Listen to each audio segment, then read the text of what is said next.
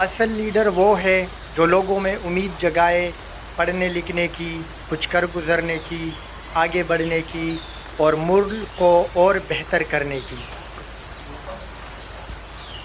اصل لیڈر وہ ہے جو ایسے فیصلوں کی جرأت کرے جن کا فائدہ آنے والی نسل کو ہو۔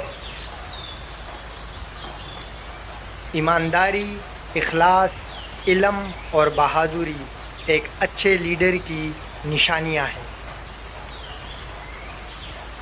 قیادت اور لیڈرشپ ایک ذمہ داری لینے کا نام ہے، نہ کہ اپنے مفاد کے لیے سمجھوتے کرنے کا۔